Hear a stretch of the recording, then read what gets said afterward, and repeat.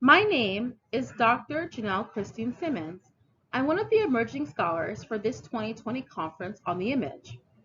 When I first registered, I registered under Walden University. However, currently I'm pursuing Certificate of Nonprofit Management at the University of the Pacific. The name of my presentation for today is Gestalt's Vision, Rearranging the Parts to Make the Whole.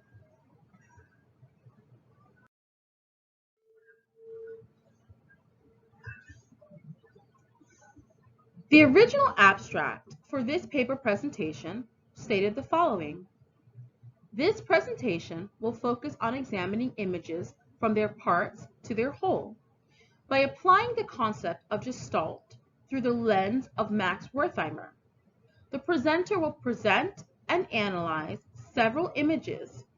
In addition, the presenter will have attendees analyze various manipulated images to consider how the parts make the whole and how parts can be manipulated in order to change one's perception of reality.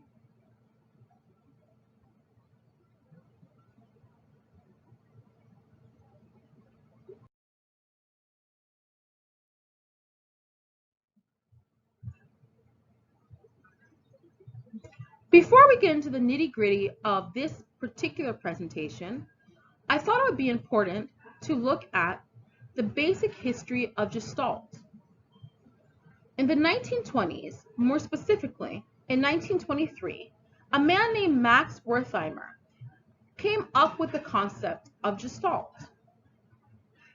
Now, at some point, he co-founded this school of psychology with thinkers like Kurt Koffka and Wolfgang Kohler. You may remember Kohler from Insight Learning. The initial intent was to study how individuals make sense of information in the midst of chaos. In other words, while we're being bombarded by stimuli on a regular basis, how does our mind sort through all of that information and determine what information is necessary and what information is unnecessary? Eventually, Gestalt Therapy was formed. And Gestalt Therapy was founded by Frederick Perls, also known as Fritz, and his wife, Laura.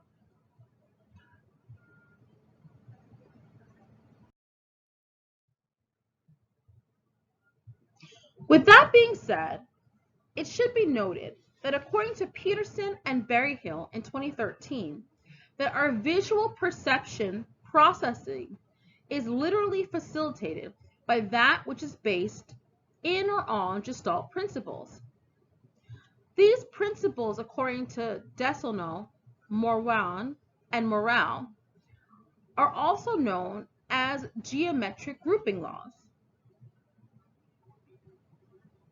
Now, what does that mean? Gestalt psychology is based on the principle that the whole is different from the sum of its parts, or different than the sum of its parts, or that it is more than the sum of its parts. Gestalt psychology is also depicted by the concept of good forms and good organization, which is alluding to those principles or geometric grouping laws that I previously stated and noted before. Specific to Gestalt therapy focuses on wholeness, which is not surprising since Gestalt means a form or figure. And if we look at all the parts and put them together, we have a whole image.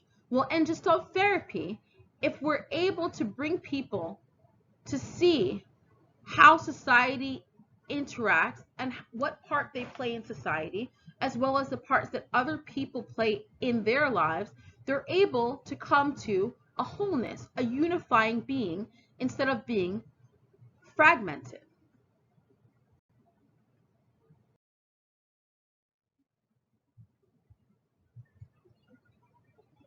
In this visual, wait, here it comes, you can see that there are several Gestalt principles of good organization.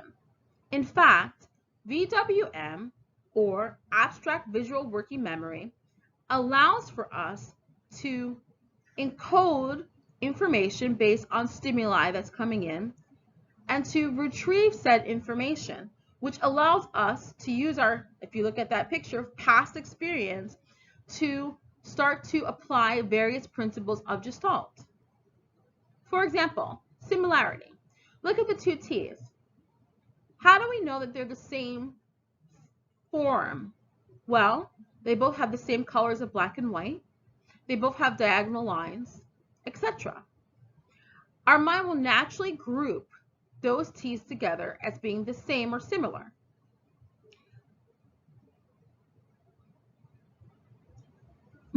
Let's look at proximity. Look at the E. There are several boxes, but how do you know those boxes all make an E?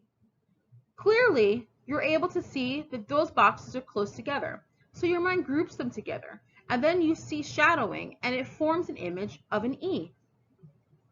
More specifically, Peterson and Berryhill in 2013 noted that it has been said that discrimination is facilitated by proximity more than similarity, page 1282. Interestingly enough, it is the Gestalt principle of similarity that actually benefits working memory.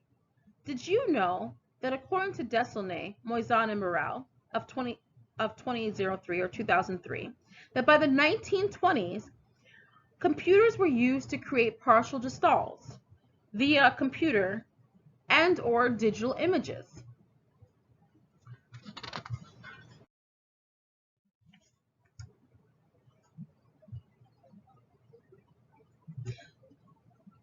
Let's look at an example. This picture is an example of figure ground segregation. Well, what does that mean? It means that colors and patterns are used in such a way that leads to a mental form of discrimination. That is to say, in a positive way.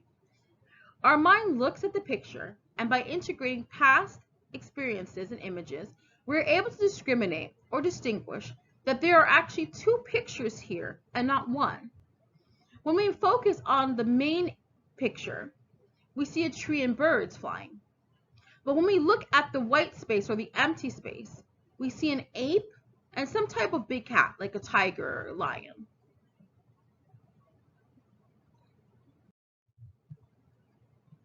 Let's look at another example. Mainly this image that I'm about to show you is really an image regarding closure, but the principle of continuity may also apply.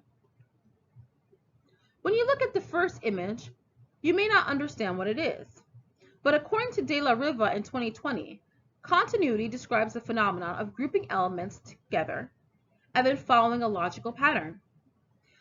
The other principle of closure, which I previously noted, describes a phenomenon where we fill in the gaps with our mind.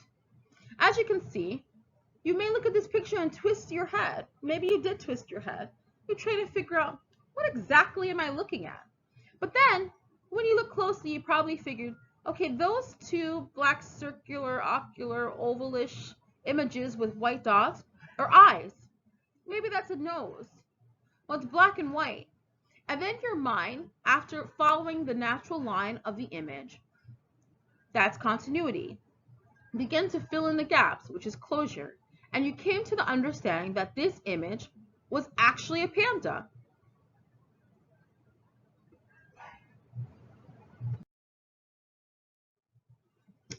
Okay, this image is my image.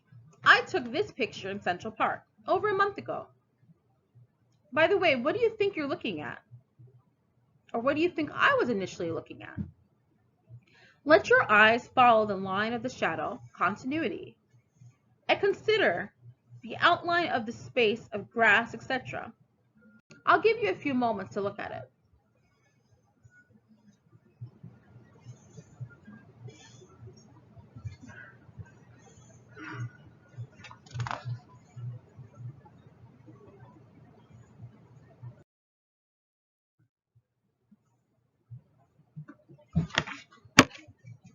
Wait, what? Perhaps you distinguished that the shadow was a figure of a person, but did you realize that the shadow was a figure of a man fishing at a lake in Central Park? Don't worry, he didn't kill the fish. He had to throw it back.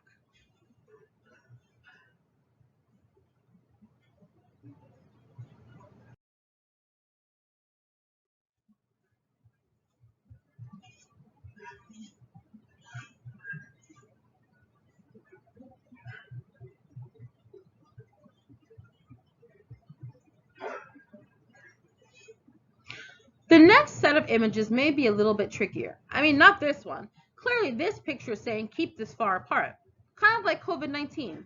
Stay 6 feet away from each person, especially if they're not wearing a mask. Well, why would the images that are coming later be trickier? Because the next images are only parts of a whole, and they may represent various image items to you. There may not be any proximity here to help you.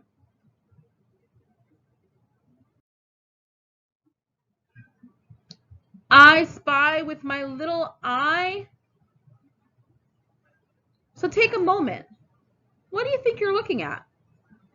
I'll wait.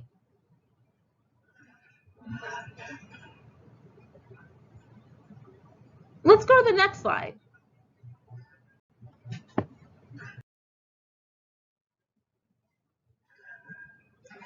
What do you think this is now? What are you looking at?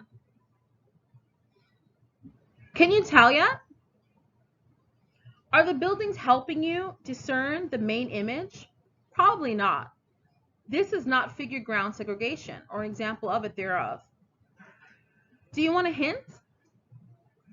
Hold the control button and click on the link below, or type that URL address into your cell phone or into your computer, internet browser, and watch it. It's a short clip.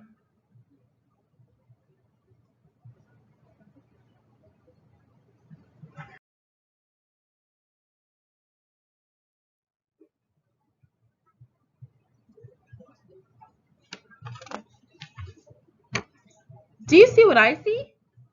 Wait, is that a bottom or the bottom of an animal? Is it a unicorn? No. Is it a cow? No. Is it a deer? No. Is it a reindeer? No. Well, what is it?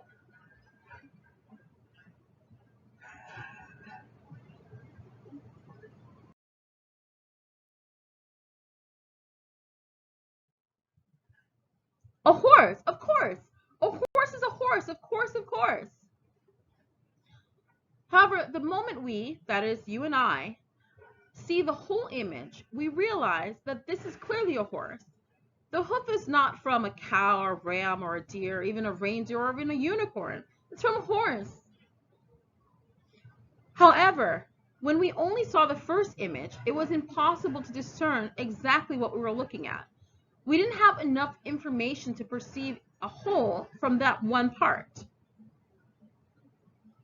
Yet, as parts or pieces of discernible information were added, our mind began to sort through our working memory and began to see there was more than originally had met the eye.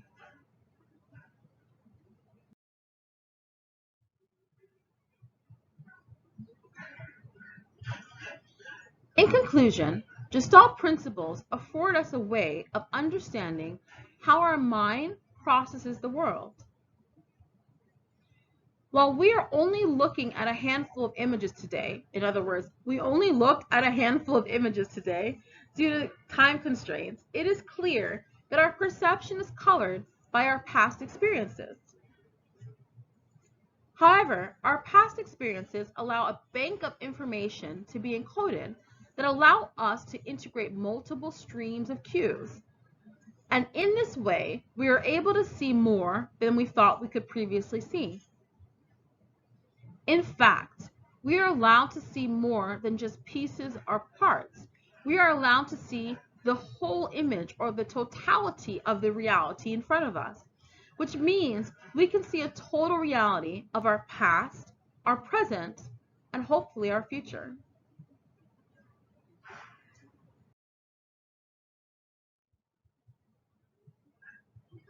So Do you have any questions?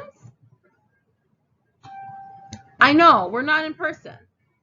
Usually, we're in a classroom or a lecture hall, and we're able to exchange information, to ask questions, to answer questions, for people to give examples, to give input, etc. But due to COVID-19, we're unable to. But still, do you have any questions?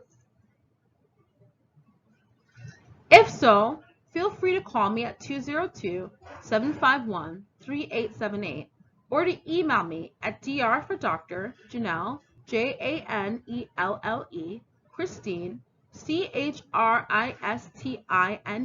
Simmons, Simmons, @gmail.com.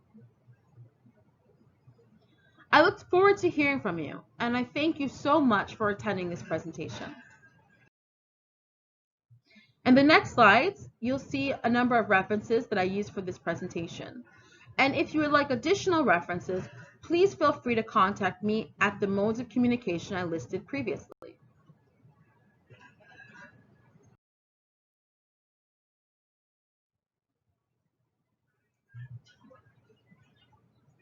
Thank you very much.